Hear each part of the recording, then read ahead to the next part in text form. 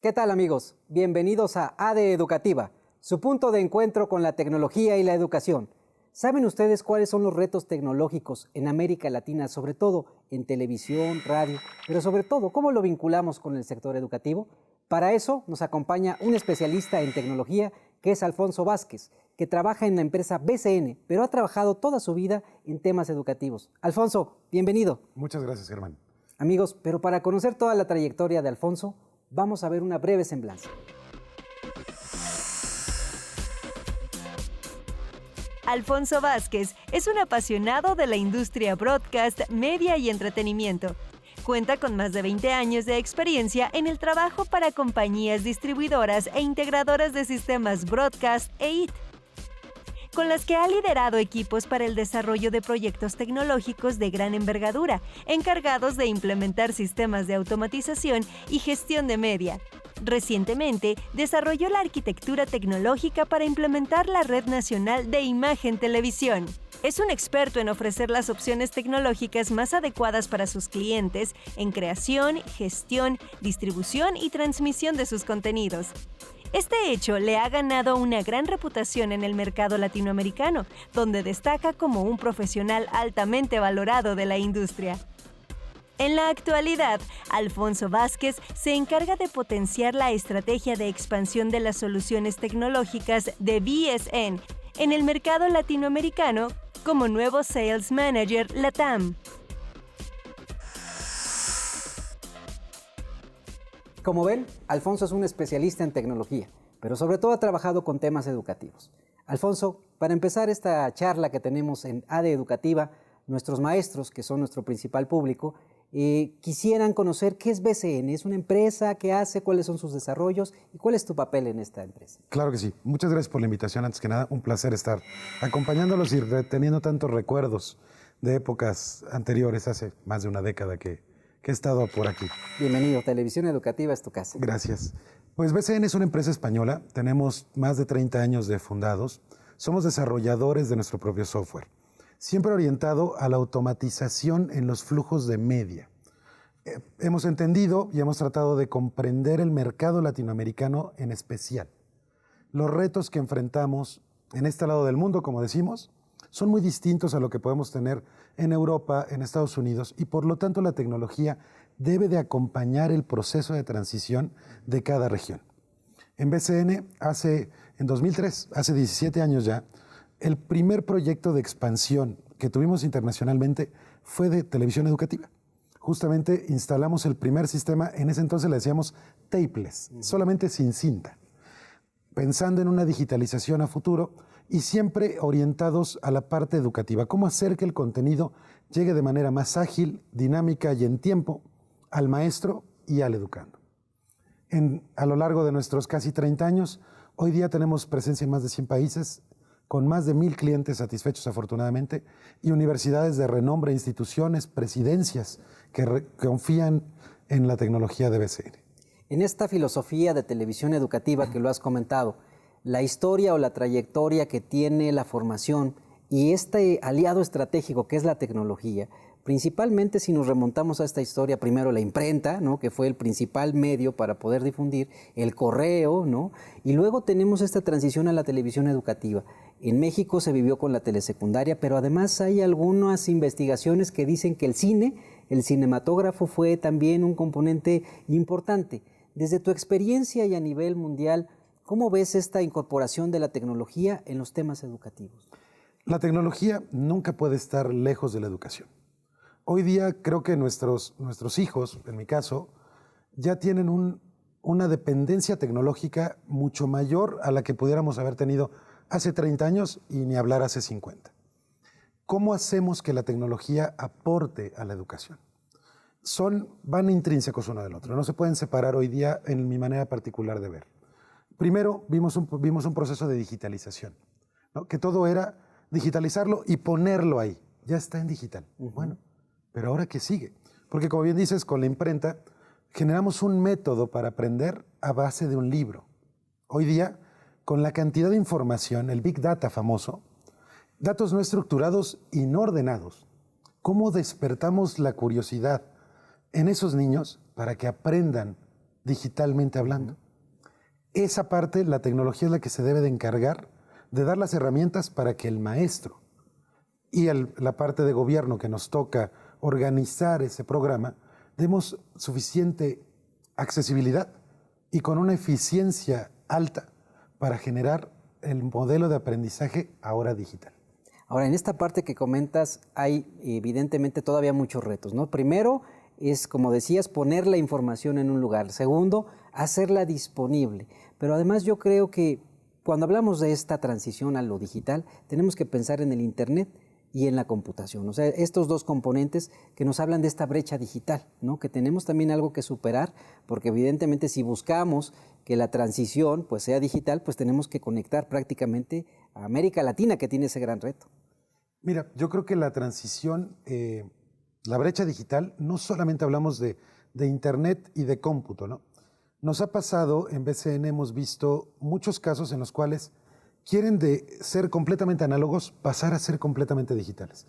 Y esa brecha digital es enorme. Es prácticamente infranqueable al día de hoy.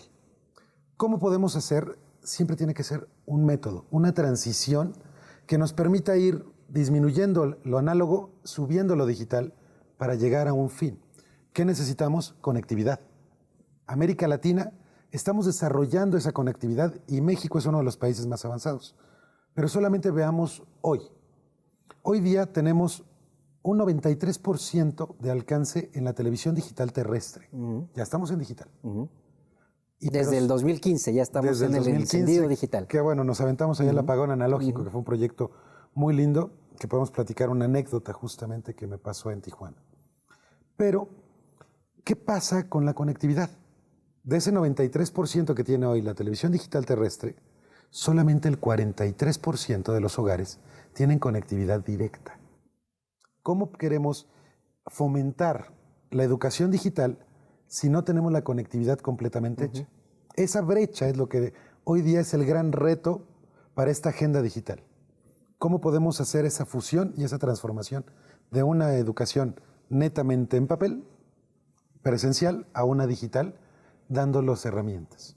En esta parte que has estado charlando y vemos la transición de lo analógico a lo digital, cuando nace este proyecto que ha sido de esta casa de televisión educativa, pionero, ¿no? La telesecundaria, que ya cumple 60 años, más de 60 años en su trayecto de haber llevado la televisión primero para un proyecto de alfabetización por vía satelital, que en algún momento también se pasó en televisión abierta, ¿no? También tuvimos una parte donde se dedicaba un segmento a la televisión educativa y que ahora pues ya tenemos otras plataformas que también pudiéramos decir, y con este vínculo que has comentado, que es este encendido digital o lo que se llamó el apagón analógico, donde la televisión ha sido un medio de comunicación, no solamente es una caja idiota, como se le ha dicho, sino que la televisión es un instrumento más poderoso, ¿no? Mucho más poderoso de lo que inclusive podemos analizar en alguna ocasión. En Tijuana, regresando un poquito al apagón, justo estábamos con las brigadas entregando los televisores y los decodificadores. No eran los televisores, eran los decodificadores. Y me tocó una señora, una ama de casa, que tenía un niño. Ella, por cuestiones laborales, tenía que cruzar la frontera diario a una maquiladora y regresar. Y le preguntaba, le dije, bueno, ¿qué tan importante es la televisión para ti? Me decía, para mí es lo más importante.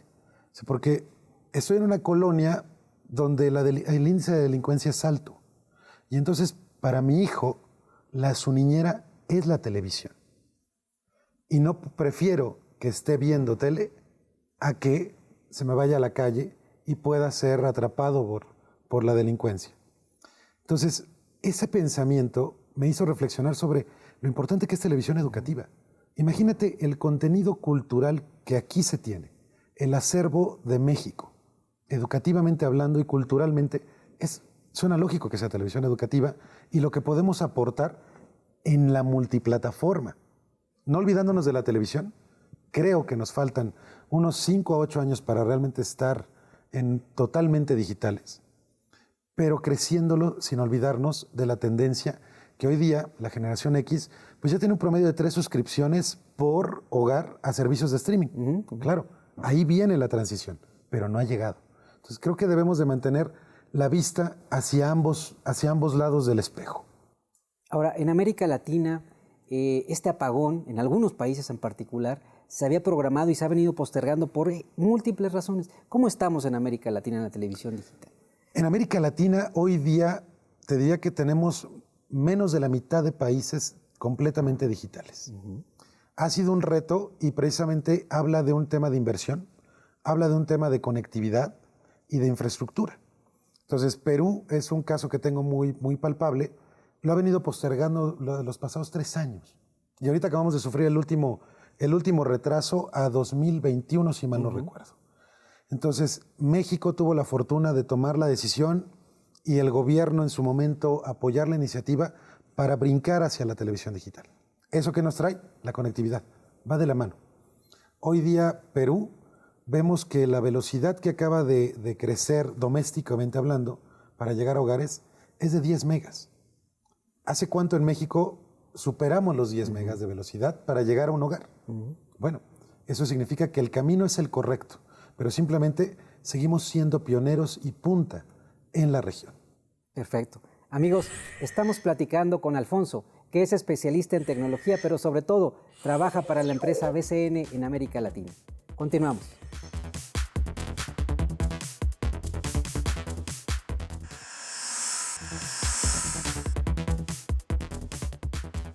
¿Qué tal a todos? Estamos de vuelta en ADE Educativa, su punto de encuentro con la tecnología y la educación. Recuerden que estamos platicando con Alfonso Vázquez, sobre todo con un tema muy importante que es la televisión digital y cómo podemos potencializarlo en el tema educativo.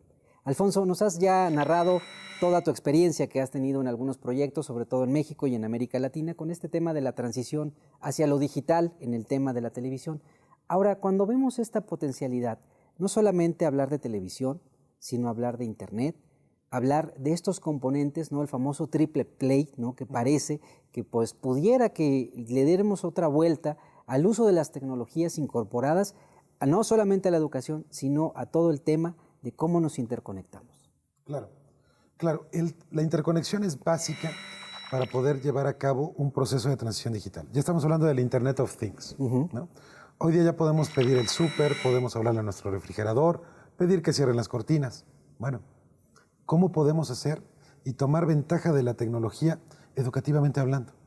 Hay casos en América Latina donde en la Universidad Javeriana, el Centro Ático, fue una inversión muy importante apostando a las nuevas generaciones. Esta generación que ya nació con el Internet, que no se imaginan un mundo sin el Internet. ¿Cómo lo han aprovechado? Es impresionante. Tuve la fortuna de estar trabajando con mi empresa, con BCN, en este proyecto. En el momento que pusimos la tecnología al alcance del alumno, empezaron a desarrollar contenido.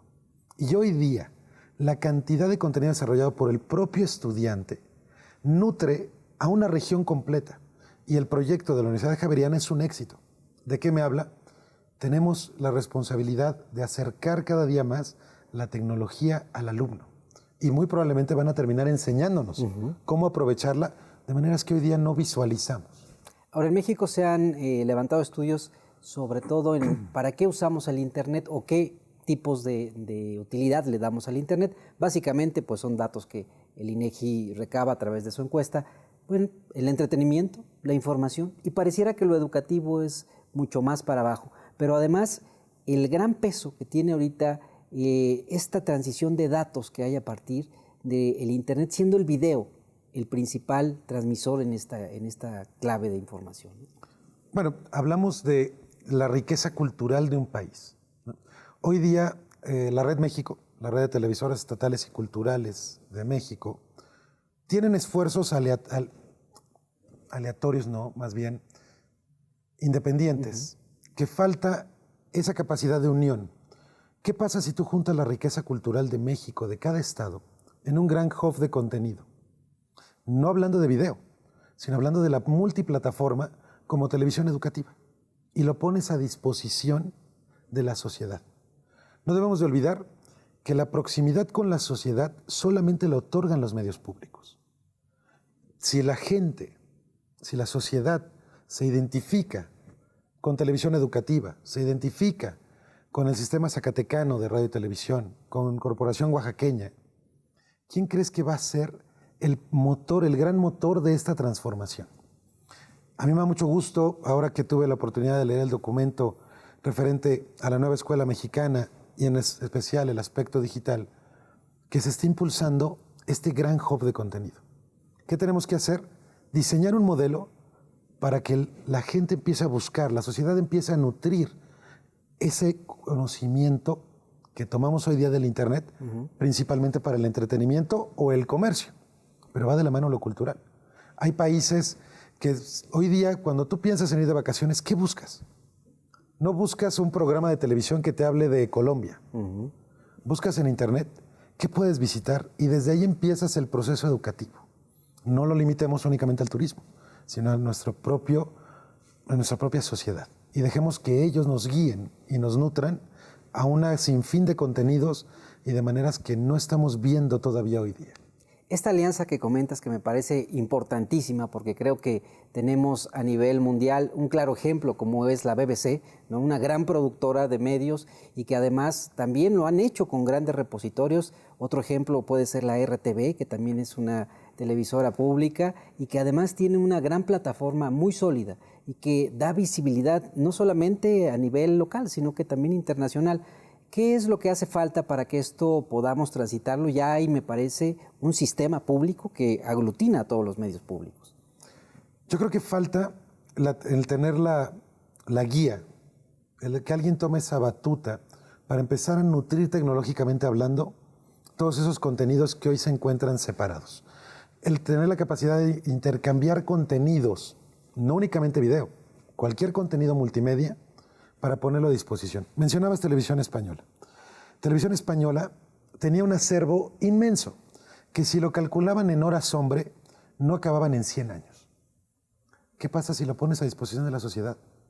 Había mucha gente que conocía y ubicaba las fotos, los recortes de periódico, porque habían vivido en esa época, vivían en esa provincia, conocían a ese personaje, y es como la catalogación de Televisión Española de ese acervo ha logrado incrementar su velocidad y poner a disposición de la sociedad ese conocimiento. Creo que Televisión Educativa, con una plataforma tecnológica sólida, puede ser ese gran hub de contenido educativo y cultural de México. Y esto lo vemos además vinculado, porque no solamente hablamos de televisión, ha habido también unos esfuerzos sobre todo de radio, ¿no? En América Latina tenemos, por ejemplo, Honduras, que tienen un proyecto también muy interesante, que es el alumno o las personas van los fines de semana, escuchan la radio y tienen todo un proceso de certificación. O sea, no solamente la televisión, sino que ahora este acompañamiento pareciera que puede hacerse de mayor penetración en América Latina. México fue pionero en su momento, también exportó este sistema de telesecundaria en Centroamérica, se hizo de hecho a nivel acuerdo centroamericano para exportar los contenidos de televisión educativa. Ahora, en esta parte, estos contenidos de estas plataformas a veces tienen limitantes, sobre todo en los formatos. ¿Hay algo que se puede hacer para unificar esto? Yo creo que la independencia también en la manera de producción, de captura, es algo importante que se debe de respetar. Lo que tiene que existir, hoy día, la tendencia mundial, habla hubs de contenido. Y como tal es eso. Pensemos en un gran aeropuerto. Lo mismo nos llegan aviones pequeños que aviones grandes, de aerolíneas chinas, rusas, mexicanas, pero todos tienen cabida en un aeropuerto. Ese hub de contenido es el que tiene que tener la responsabilidad de ser una especie de centro de ring de bicicleta.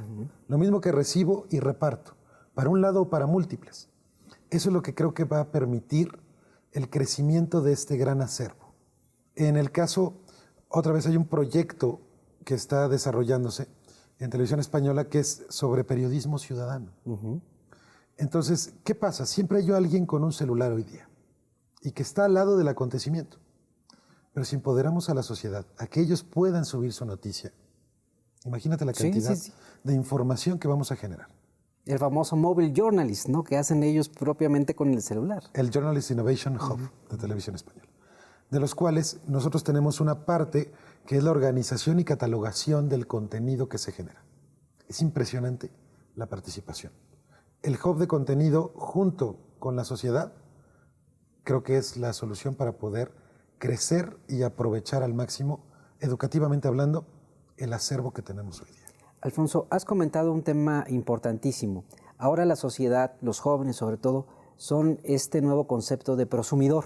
No solamente consume, sino también produce. Pero muchas veces esta información a veces se puede desvirtuar, a veces puede ser una fake news o a veces puede contener un contenido que no necesariamente esté validado éticamente, si así lo podemos decir. A veces suben los jóvenes fotos que no deberían subir o algunos contenidos con faltas de criterios, sobre todo por las redes sociales, que también se han vuelto una catarsis de repente de energías a veces medias raras, ¿no? En temas de cómo se atacan. ¿Cómo podemos hacer una cultura para tener esta conciencia de que finalmente, si ya tenemos acceso a contenidos, evidentemente algunos educativos, y que podemos presumir, cómo podemos hacerle para que esto sea en verdad un fin social y además educativo? Creo que ahí es donde entra el magisterio. Hoy día al final todos tenemos que aprender como sociedad, como individuos, como instituciones, este nuevo modelo. Y el magisterio es el que tiene que apoyarnos en esa parte. Así como nos han enseñado en las aulas, ahora son los que tienen que enseñarnos en el mundo digital.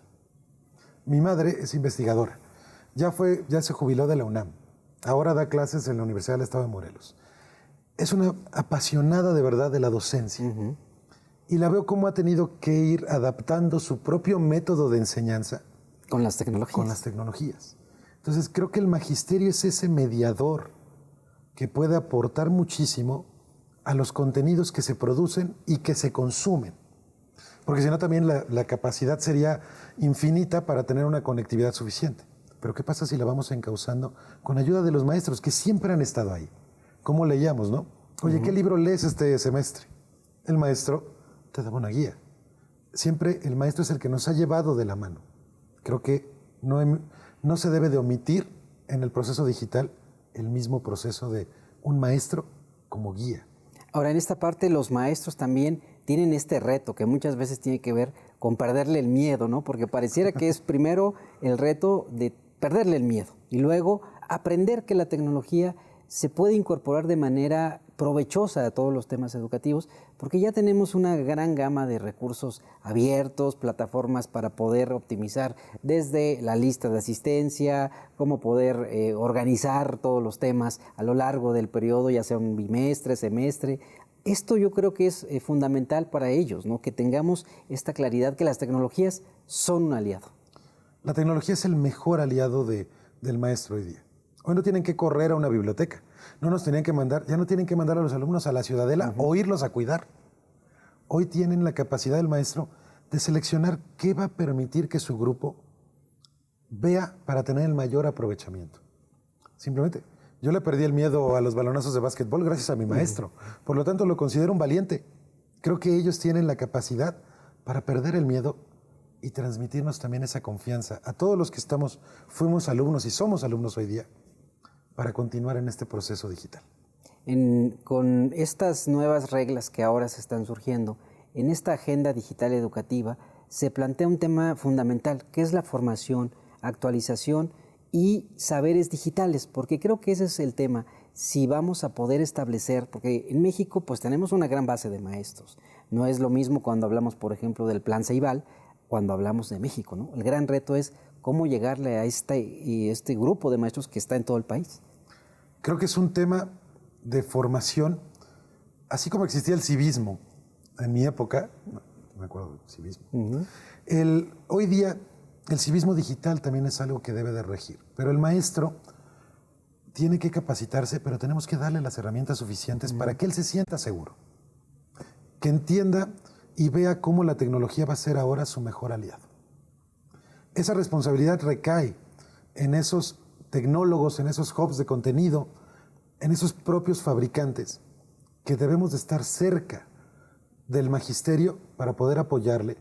Y si bien no queremos que cambie la forma de dar clase, solamente que le enriquezca a una nueva generación. Y que esa nueva generación la tienen hoy día en el aula. Solamente es pensar ¿qué quiere hoy día mi alumno y cómo le ayudo a ser mejor? Y eso lo tiene a la mano el maestro. Solamente es el medio. Y es donde tenemos que ayudarlos a capacitar. Excelente, Alfonso. Amigos, estamos platicando con Alfonso. Nos está dando toda una nueva estrategia de cómo incorporar la tecnología en el aula. No le cambien, continuamos.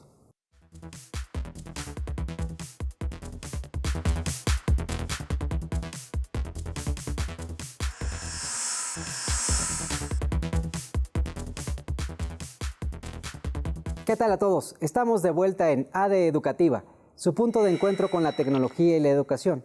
Recuerden que estamos platicando con Alfonso Vázquez. Alfonso, nos has platicado ya sobre toda tu experiencia que tienes en esta empresa, BCN, que ha sido pionera sobre todo en el tema de la tecnología, los medios, la televisión, pero yo te quisiera preguntar, en tu experiencia ya personal como profesional de las comunicaciones, de la tecnología, ¿cuál ha sido tu participación en estos proyectos tecnológicos? En México ha existido una larga trayectoria en el tema de incorporación, tecnología y educación. Tenemos desde la telesecundaria, el proyecto Red Escolar, Enciclomedia, Habilidades Digitales, Aprende. Hemos tenido iniciativas a lo largo de la historia que pareciera que tienen luces, a veces sombras, tienen resultados, a veces algunos no tan buenos. ¿Cómo ves tú esto y en dónde has participado? Porque creo que al final, en el punto, en el centro, están nuestros niños, niñas, jóvenes, para fortalecerse en la educación. Claro, mira, el primer proyecto que participé en televisión educativa fue en 2003, que fue esa primer digitalización. El reto que enfrentábamos en ese momento era una videoteca inmensa y que no sabíamos a ciencia cierta el contenido y el estado en el que se encontraba. Entonces, primero era digitalizar. ¿De qué acervo más o menos tienes algún dato? Porque en ese entonces estábamos hablando de más de 100,000 horas de contenido, pero que había pasado tanto tiempo y había habido tantos brincos tecnológicos que ya nos enfrentábamos ante una posible pérdida del acervo, porque las videocaseteras dejaban de existir. Formatos como Betacam estaban muriendo, no Betacam, Betamax. El VHS todavía seguía vigente, pero ya empezábamos con la digitalización. El modelo en ese entonces era un códec de DVC Pro, no de Panasonic. Entonces, el primero era el rescate de ese acervo para digitalizarlo y evitar su posterior pérdida y consecuente deterioro. A la vez, modernizar y optimizar la forma en que telesecundaria llegaba al país entero. De ahí tuvimos la oportunidad de participar en toda esta modernización de las instalaciones, de los foros de DGTV. En ese entonces, hoy día Televisión Educativa. Posteriormente, en Enciclomedia, tuve la oportunidad de participar en Enciclomedia como un software que permitía la musicalización, que era más hacia la educación musical y que el proyecto pintaba para cosas muy grandes. Fue el primer intento de poner a la mano del alumno, e inclusive del maestro, el programa de una manera interactiva. Claro, todavía era, creo que la conectividad en México era muy poca para poder llevar a cabo un proyecto de tal envergadura. De hecho, se hacía por redes locales, ¿no? Antes de tener esta conectividad completa, sino más bien se conectaba una escuela y se dotaba de cierta conexión local. Posteriormente, tuve la oportunidad de participar en el apagón analógico. Pero al final del día el apagón dio un paso atrás hacia lo que veníamos esperando en la conectividad. Los retos que presentó el apagón analógico presentaban también un análisis sobre cómo hacer llegar este contenido multimedia a las telesecundarias. Me estoy orientando a las telesecundarias porque es el ejemplo más cercano que he vivido para este tipo de situaciones. Y que además aún sigue vigente, o sea, tenemos más de 18,000 puntos y la verdad es que sigue siendo el 20% de la matrícula de la secundaria, o sea, es 100% vigente. Aún todavía existe esta importancia de la incorporación con la tecnología en la educación. Y hay telesecundarias en las cuales nosotros llegábamos en las brigadas cuando hicimos una renovación tecnológica de la antena y el decodificador. Literal, llegábamos en lancha y en burro, porque no había otra forma de llegar. Entonces, toda esa parte de la educación aplicando la tecnología, ¿cómo podemos mejorarla? ¿No? Que ese ha sido uno de mis grandes pensamientos internos, de manera personal, Y siempre he dicho, México es un gran país, pero un gran país con un gran reto. Geográficamente hablando, tenemos todos los tipos de clima, de vegetación. ¿Cómo podemos asegurar la continuidad del aprendizaje? Tenemos una temporada de lluvias muy fuerte en zonas del país, que las escuelas terminan por cerrar o que el alumno es imposible llegar a ellas. Si seguimos pensando de manera lineal, ¿cuántas clases pierden? ¿Cuántas clases todo ese material de apoyo deja de existir? En el caso del invierno, hay zonas que simplemente por frío los niños no pueden llegar. Porque no olvidamos que hay niños que caminan más de una hora para llegar a la telesecundaria.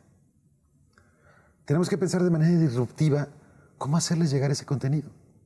Hoy día la tecnología nos brinda la posibilidad de tener la televisión lineal, pero ¿qué pasa si aprovechamos el mismo satélite para dar internet satelital a aquellos puntos que no son tan fáciles de acceder? Para gotear ese contenido y que viva de manera local. Deja de importar si están en temporada de lluvias. El maestro, en cuanto puede retomar el aula, puede continuar en los temas sin perder el ritmo. Igual puede reponer, que hoy día, con la televisión educativa como estaba planteada, lo que se iba y regresaba hasta el siguiente curso. ¿Qué pasa si también nosotros hay puntos que no tenemos conectividad suficiente? Sí, porque además está claro que hay muchas escuelas que no son cubiertas por los carriers, ¿no? O sea, todavía hay escuelas totalmente desconectadas de algún tipo de conexión a Internet, ¿no? Pero si nosotros logramos llevar Internet satelital a algunas telesecundarias, también en ese momento conectamos al alumno y conectamos al maestro. Eso nos da una apertura que las posibilidades en ese momento son infinitas de aumentar el material a disposición y la continuidad en nuestro semestre, por así llamarlo. Aquellas secundarias donde no haya conectividad posible, que no llegue un carrier, que el internet satelital tampoco nos dé la velocidad. Bueno, ¿qué pasa si ponemos un grabador local? Que sí no tenga la suficiente inteligencia artificial a caja, que nos permita segmentar el contenido y ponerlo a disposición de manera local para que el maestro lo retome. Y si ese servidor, cada año, cada 2 años, cada 6 meses, será una cuestión de ver la accesibilidad al sitio, le vamos cargando ese material adicional. Podemos hacer de una televisión lineal y de una forma de educar completamente lineal, hagámoslo disruptivo. Interactivo. Pensemos en maneras que podemos ayudar a esa interactividad y a dar esa chispa, a generar esa chispa de conocimiento digital en esos niños, en esos muchachos, para que de ahí, cuando tengan la inclusión al mundo digital al 100%, ya sea natural y no sea ese choque generacional y podamos cerrar lo que hablábamos en el bloque pasado, esa brecha digital. Alfonso, tú que viviste este proceso de las telesecundarias, se ha documentado en México que precisamente el sistema de telesecundaria, sus alumnos en pruebas como Enlace, Planea, salieron más sobresalientes en español y en matemáticas. No se ha sistematizado mucha información al respecto, pero ¿qué crees tú que sea finalmente lo que haya logrado el éxito de esto? Hablamos de los contenidos, porque finalmente estos éxitos hay que documentarlos. Yo creo que es un tema de los contenidos, por una parte, pero también de la personalización. ¿Cuántos alumnos tenemos promedio por aula? Sí, claro. Entonces, es un enfoque unidocente, además. Exactamente. Creo que ahí el maestro acompaña y conoce como nadie más a cada uno de sus alumnos, sus áreas de oportunidad como sus fortalezas. Y entonces permite el reforzamiento óptimo y personalizado de cada alumno. Claro, porque el maestro además es un líder comunitario, hay que decirlo, es un enfoque comunitario, no solo conoce a los alumnos adentro del aula, sino que afuera pues sabe que ya anda en malos pasos y que hay que enderezar o que el papá anda también por otro lado, ¿no? Sí, es cierto. Ahora, en esta parte que ya lo has comentado de los contenidos, de cómo llevarlos, en México se ha dado mucha apertura y en América Latina este enfoque de una computadora por alumno, que me parece que en algún momento la OCDE dijo, pues es que no solamente es la computadora o la tablet o el dispositivo, son los contenidos, ¿no? Hoy día, en un mundo digital, el contenido es el rey. Antes platicábamos de qué televisora tenía mayores puntos de repetición. En un mundo digital, no buscas quién tiene la cadena más grande de distribución, buscas el contenido. Entonces, hoy día nuestra responsabilidad es seleccionar los contenidos adecuados para el modelo educativo que perseguimos. ¿Cómo logramos dar a conocer nuestra cultura? ¿Cómo logramos hacer que llegue a la persona indicada, que es el alumno, que es el maestro? Depende del contenido que le pongamos a la mano. Perfecto. Ya nada más para finalizar este bloque, ¿hay otros esfuerzos además del satelital? Por ejemplo, empresas como Google, Facebook, que están llevando Internet de manera disruptiva. Por ejemplo, ya en India lo hacen con haces de luz, o lo hacían con este globo también para poder dotar de esta comunidad. ¿Hay algunas experiencias que tú veas en América Latina también innovadoras en ese sentido? El último esfuerzo que tuve la oportunidad de platicar fue en Bolivia. En Bolivia se decidió llevar Internet satelital a todas aquellas comunidades que estaban más alejadas. Es un Internet pequeño, no es un gran ancho de banda, pero ¿con qué objeto? De la integración al mundo digital. Esa incursión de la sociedad a la digitalización, no necesitas un gran ancho de banda. Necesitas tener de manera local una conectividad y de ahí un contenido que esté a la mano. Lo que decías hace rato, no se requiere, yo tampoco creo que se requiere una computadora por alumno. Lo importante es tener el contenido para que cuando el alumno tiene la curiosidad, tenga el suficiente material para satisfacerla. Perfecto, muy bien. Muchas gracias, Alfonso. Amigos, estamos platicando con Alfonso, especialista en tecnologías y sobre todo en cómo poder llegar con una mayor penetración en los usos y costumbres de las tecnologías, la radio, la televisión. Continuamos.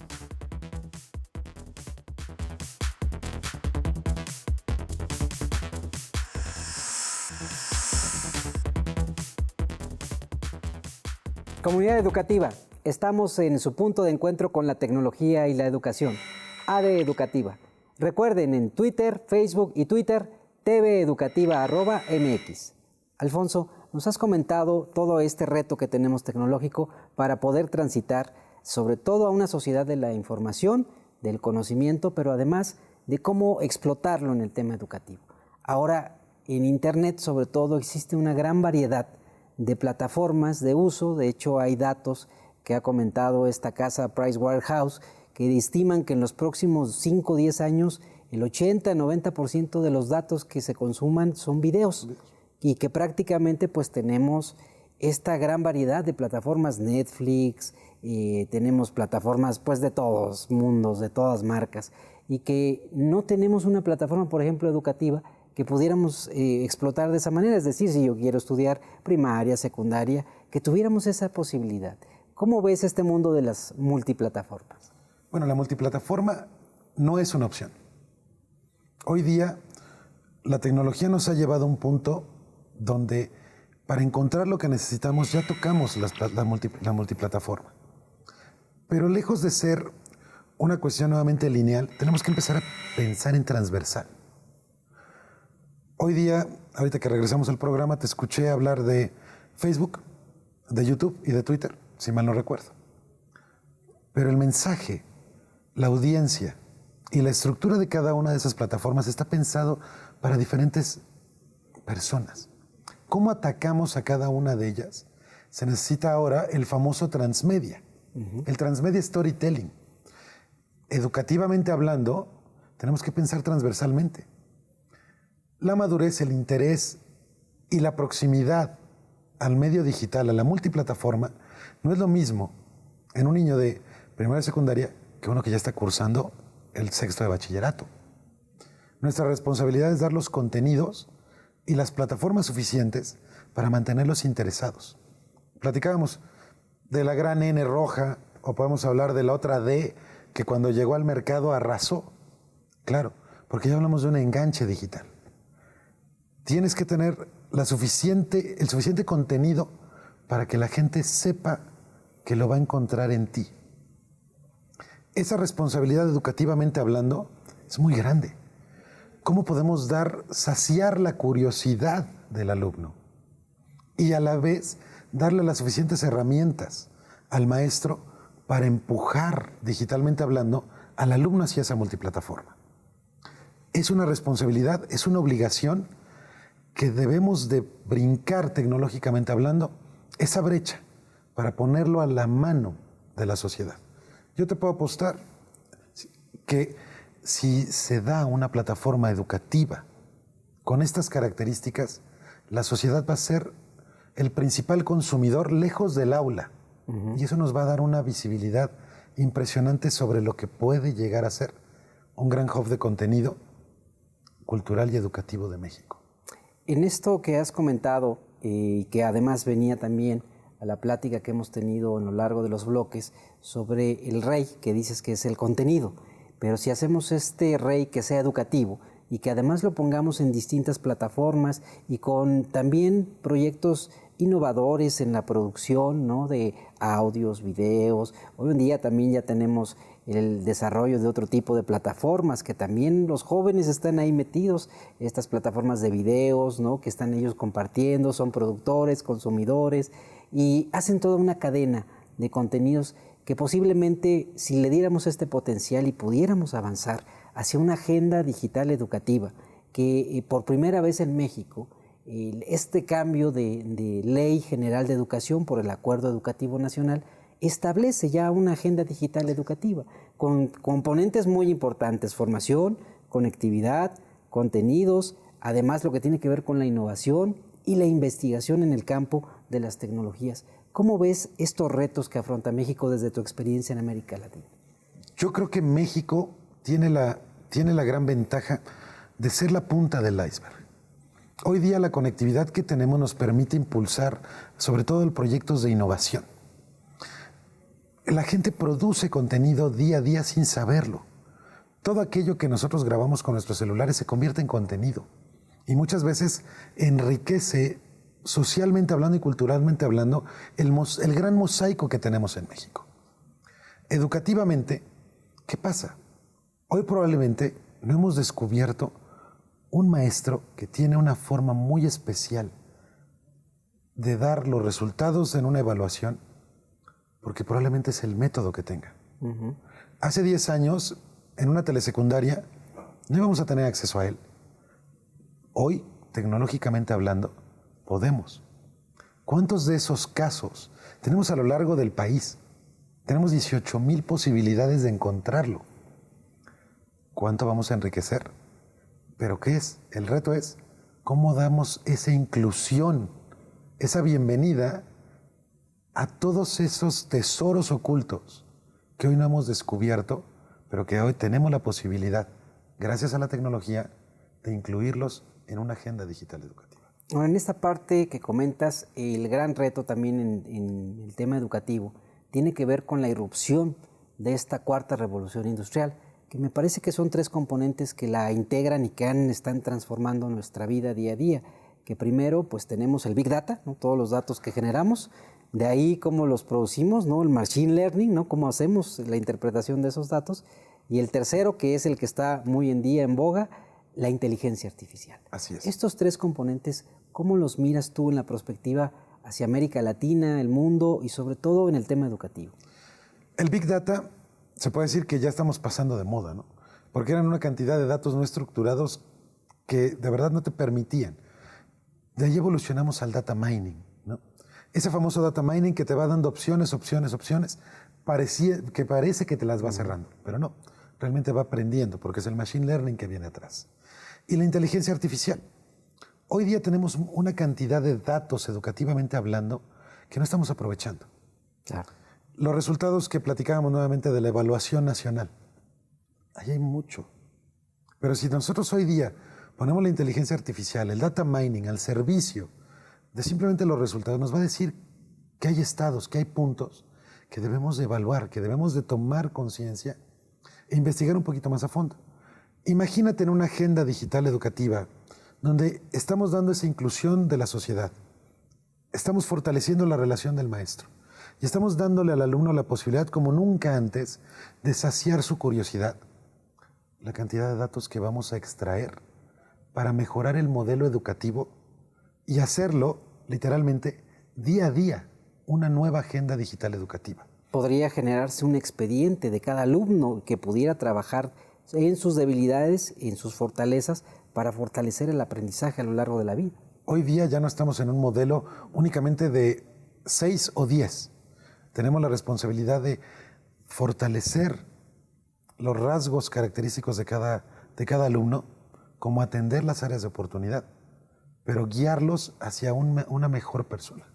Un conocimiento, digamos, integral, por no decir que holístico, pero que la tecnología lo permita acompañarlo y no lo limite en una adecuación como estábamos acostumbrados hace 30, 40 años, que era un programa rígido que no tomaba en cuenta esas áreas, esas fortalezas que teníamos como individuos.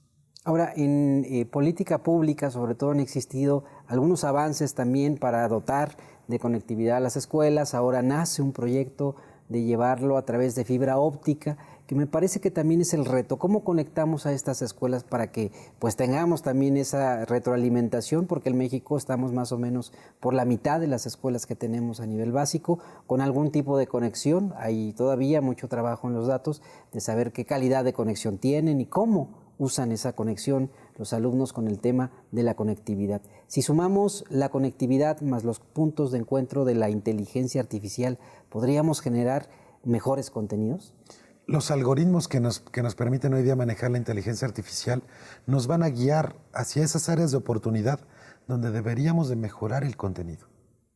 Y no olvidándonos de que la inteligencia artificial hoy día nos da la gran oportunidad de segmentar datos.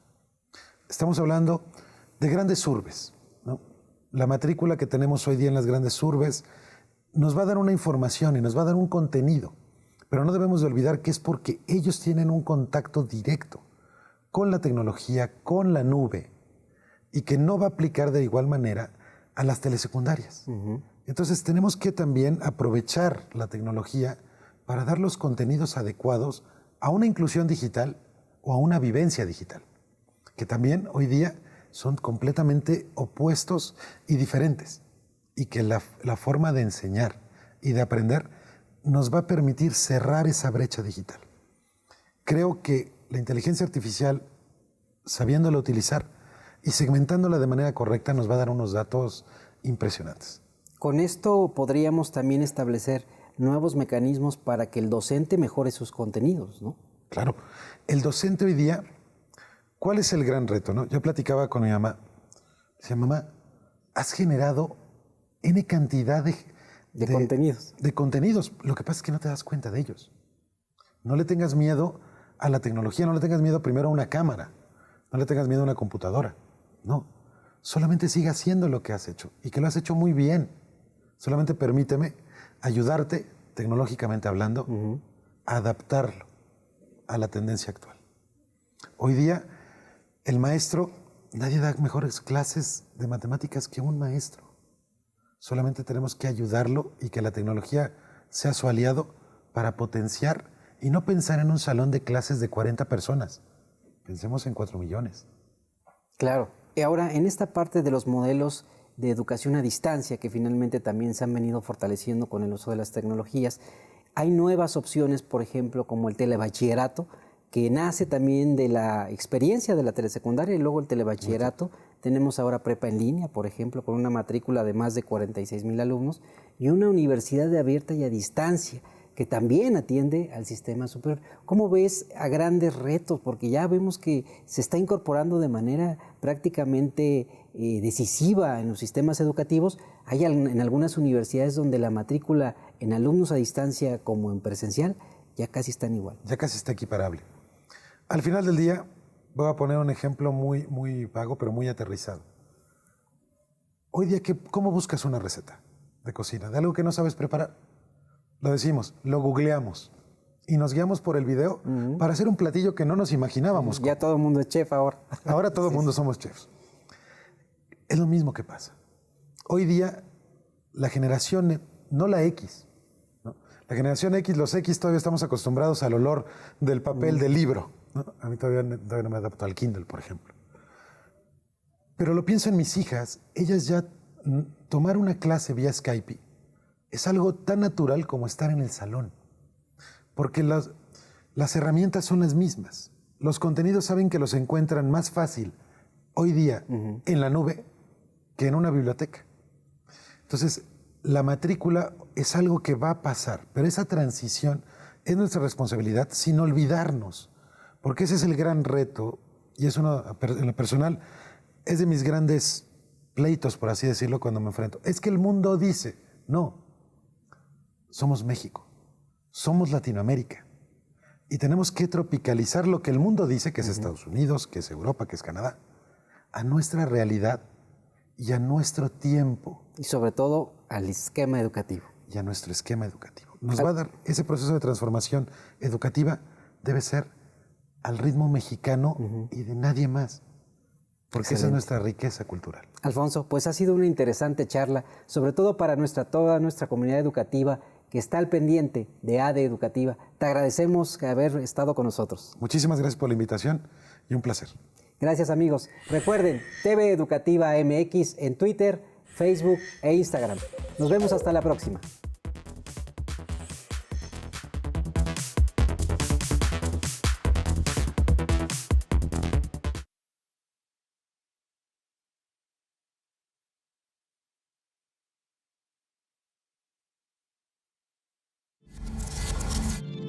Televisión educativa.